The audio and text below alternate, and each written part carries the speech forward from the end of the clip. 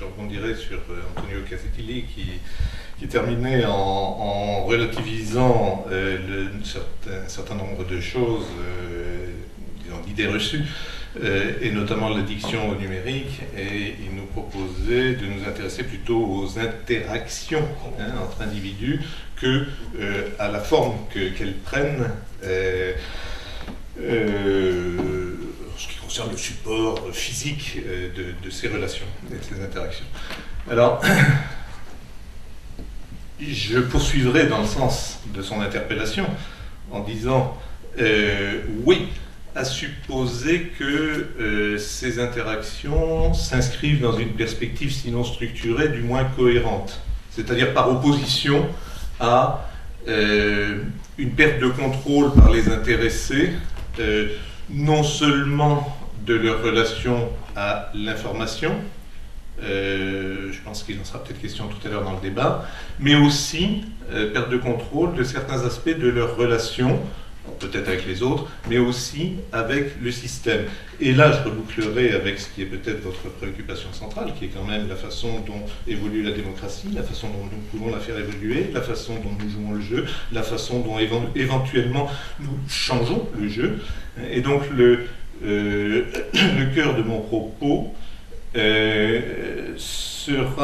portera sur les relations entre acteurs, système et environnement. C'est-à-dire que, on nous le dit depuis ce matin, on le savait déjà un peu, mais on le sait encore plus ce soir, notre environnement général, technique, économique, social, culturel, etc., est chahuté de tous les côtés, en partie du fait de ces évolutions technologiques, en partie du fait des réseaux sur lesquels elles s'appuient. Mais en fait, notre société est en réseau, pas seulement dans ses aspects techniques. Il y a l'intelligence ambiante ou l'électronique ambiante, oui, mais il y a aussi notre relation avec les autres, notre relation avec les systèmes organisationnels, institutionnels, etc., qui, elle aussi, se passe en réseau. C'est l'horizontalisation de la société. Et le sens de mon propos, ça sera d'essayer de dire, ça c'est assez nouveau, puisque nous étions il n'y a pas si longtemps dans des systèmes qui étaient, enfin dans des environnements qui étaient plus verticalisés. C'est le symbole de la pyramide par opposition au réseau. Et ce que j'essaie de dire par rapport à ça, c'est que nous avons encore des pyramides plein la tête et que nous abordons notre environnement horizontal avec des références intellectuelles, culturelles, enfin dans un paradigme vertical.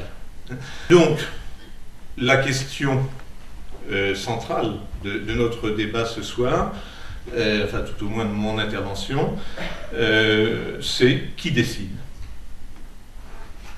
Est-ce que c'est vous, acteurs ? Est-ce que c'est tous ces systèmes dont on nous a dit toute la journée que de toutes sortes de façons ils essaient de décider à notre place à bien des titres ? Joël de Ronet disait ce matin, il faut une co-régulation citoyenne participative. Absolument.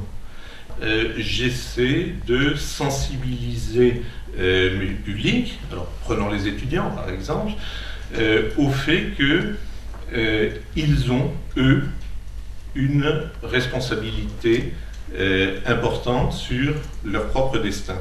Et que ce destin n'est pas seulement leur destin individuel, et je sévis notamment dans des écoles de commerce, donc on cultive assez largement la fibre individuelle dans ces environnements-là, et donc c'est d'autant plus important d'introduire le paramètre collectif de cette façon-là. Je me suis rendu compte qu'il suffit de très peu de choses, en l'occurrence 18 heures de cours plus le temps de travail entre ces heures de cours, pour faire prendre conscience à des jeunes qu'ils étaient totalement dans l'ornière et qu'ils ont non seulement la capacité, mais le goût de raisonner par eux-mêmes, plutôt que de souscrire à la pensée unique, de faire preuve de sens critique, moyennant un peu de rigueur et moyennant un certain nombre de contraintes.